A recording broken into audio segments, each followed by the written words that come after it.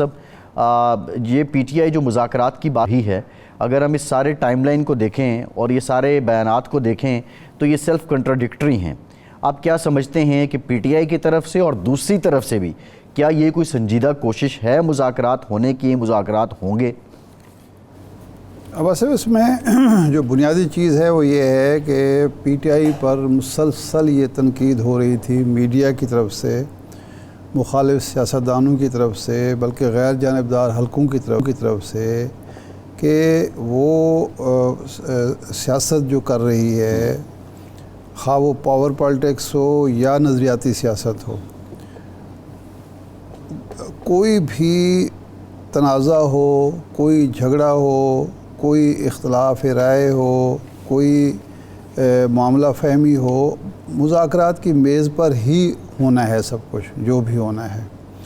تو میرا خیال یہ ہے کہ یہ جو شبلی فراز صاحب کی پریس کانفرنس ہے اور یا جو دوسرے لوگ ان کے ہم خیال ہیں، ہم نوا ہیں، انہوں نے اس پریشر کو یا اس پروپیگنڈے کو غیر مؤثر کرنے کے لیے یہ ایک پتہ پھینکا ہے کہ جی ہم مذاکرات چاہتے ہیں، لیکن مذاکرات بامقصد مذاکرات ہونا چاہیے، اور اس کے لیے ماحول بنایا جائے، مذاکرات ہونے چاہیے. اور ہر مذاکرات جو بھی ہوتے ہیں وہ پری کنڈیشن ہوتے ہیں. ایسا نہیں ہوتا کہ جا کے بیٹھ جائیں.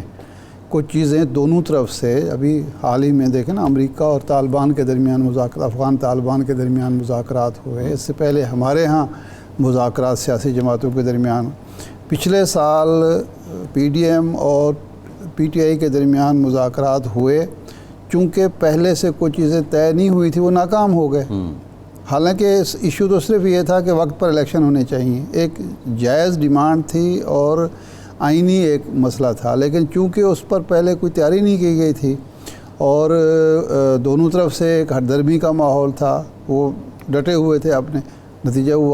نتیجہ کیا ہوا کہ الیکشن ڈیلے کا شکار ہوا ہے، آئین شکنی بھی ہوئے ایک لحاظ سے، اس کے اور بہت سارے مسائل بھی ہمیں فیس کرنے پڑے.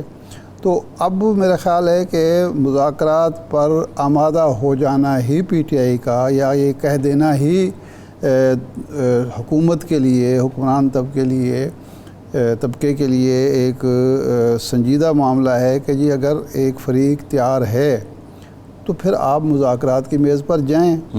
کیونکہ پاکستان اس وقت بحران کا شکار تو ہے. جی پاکستان میں اس وقت جو مسائل ہیں وہ اکٹھے ہوتے چلے جا رہے ہیں اور سیاسی عدم استحکام ختم ہونے میں نہیں آ رہا، اور اس کی سخت ضرورت ہے اس وقت قوم کو.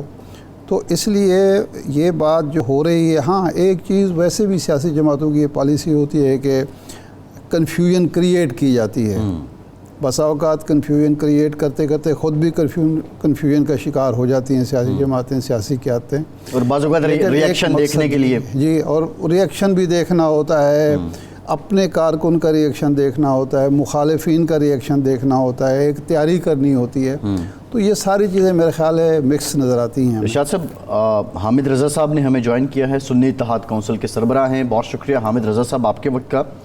حامد رضا صاحب، آج آپ نے تجویز دی کہ بانی کی رہائی کے لیے اسمبلیوں سے استعفیٰ بھی دے دیا جائے، لیکن یہ اسمبلیوں سے استعفیٰ دینے کا تجربہ پہلے بھی کوئی پی ٹی آئی کا کامیاب نہیں تھا، اور آپ سمجھتے ہیں کہ یہ کارآمد ہوگا؟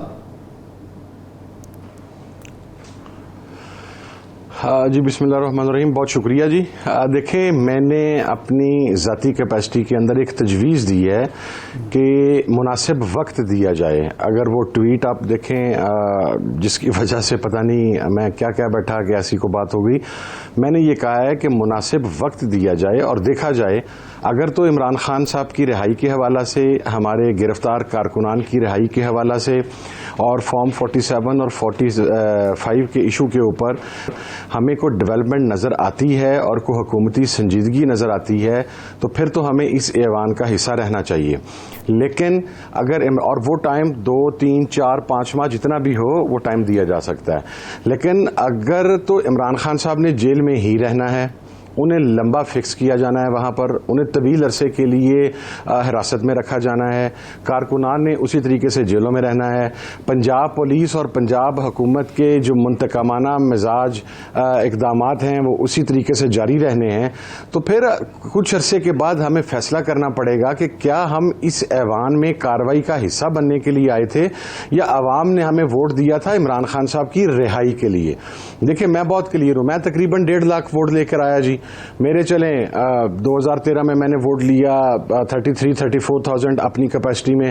مجھے تو عمران خان صاحب کے ساتھیوں کا میرے اوپر اعتماد تھا, ساتھ میرا ووٹ بینک ملا, الحمدللہ میں نے وہاں سے کامیابی حاصل کی. اب جب وہاں حلقے میں جاتے ہیں یا حلقے سے لوگوں کے ساتھ رابطہ ہوتا ہے تو وہ یہ کہتے ہیں کہ آپ لوگوں نے یہ وعدہ کیا تھا کہ ہم 8 تاریخ کو کامیابی کے بعد عمران خان صاحب کو رہا کروائیں گے. اب لوگ ہم سے سوال کرتے ہیں. میرا نقطہ نظر یہ ہے کہ اگر یہ سلسلہ انتقامی اسی طریقے سے جاری رہتا ہے تو کچھ عرصے کے بعد آپ کو اس تجویز کو سوچنا چاہیے. میں نے تجویز دی ہے, اس تجویز کو رد بھی کیا جا سکتا ہے. میں بڑا جمہوری آدمی ہوں جی. میں اس میں آپ کو ایک سٹیپ اور ہٹ جا کے بتاتا ہوں کہ ہمارا جو محاذ بنا, اتحاد بنا 6 جماعتی تحریک تحفظ آئین پاکستان کے حوالہ سے, میں نے اس کے اوپر اپنے اور اپنی جماعت کی طرف سے مولانا فضل الرحمان صاحب کے حوالے سے تحفظات کا اظہار کیا.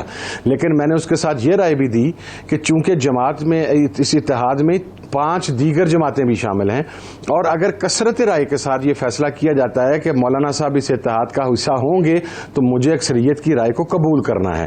اسی طرح یہ تجویز ہے کہ آج سے کچھ عرصے کے بعد اگر آپ دیکھیں اگر کوئی بہتری آتی ہے. صاحبزادہ صاحب, مولانا فضل الرحمان صاحب پہ آپ کے تحفظات کیا تھے؟ میرا ان کے حوالہ سے ایک نقطہ نظر ہے جی, اور اس کا ایک بڑا طویل بیک گراؤنڈ ہے. اپنا ارشاد عارف صاحب تشریف فرمایا, میرے بزرگ ہیں, ان کے علم میں ہے کہ میرے والد اور ان کے والد آج رائیول تھے, لیکن ان کے طرز سیاست سے جو ہمارا ایک اختلاف ہے وہ یہ ہے کہ وہ ایک پریشر ڈیولپ کرتے ہیں. جب پریشر ڈیولپ ہوتا ہے تو انہوں نے ایک سرٹن اپنے گولز رکھے ہوتے ہیں, اس پریشر کے ذریعے وہ اپنے گولز اچیو کرنے کے بعد اس اتحاد کو چھوڑ کر پیچھے ہو جاتے ہیں. میں ذاتی طور پر یہ سمجھتا ہوں کہ ہم اب جس قسم کی سیاست کرنے جا رہے ہیں یا کر رہے ہیں, یا ہم جو بیانیہ اڈاپٹ کر رہے ہیں پاکستان میں آئین کی بقا کا, آئین کی سربلندی کا, اس کے اندر شاید کسی سٹیج کے اوپر جب مولانا صاحب کو ان کے جو سیٹ گولز ہیں اگر وہ کہیں سے دے دیے جائیں گے تو شاید مولانا صاحب ہمارے اتحادی نہ رہیں. I am very clear on it.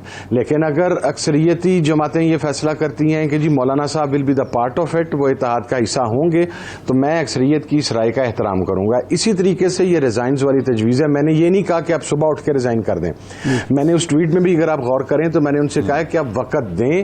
اگر کچھ وقت گزرنے کے بعد بھی عمران خان صاحب جیل میں رہتے ہیں تو کم از کم میں تو پھر میرے لیے میری ذاتی تجویز یہ ہے کہ پھر ہمیں ایسے پارلیمان کا حصہ نہیں ہونا چاہیے کہ جس شخص کے نام کے اوپر ہم ووٹ لے کر آئے ہیں, جس شخص کی جماعت کی وجہ سے ہم نے کامیابی حاصل کی ہے, وہ جیل میں بیٹھا رہے اور ہم اسمبلی کے ایوانوں کے اندر اپنی کرسیوں کے مزے لیتے رہیں.